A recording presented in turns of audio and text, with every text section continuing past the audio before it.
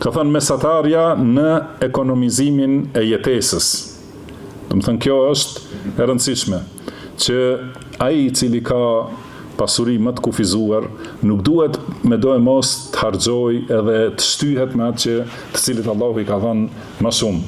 Se ky është problemi që i zhyt njerëzit edhe më shumë në varfëri.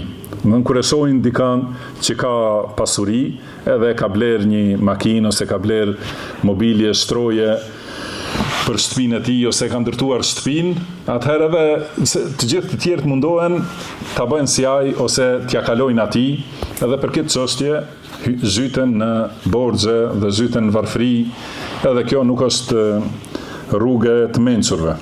Do të thonë, të jetë mesatar në menaxhimin e pasurisë që e ka.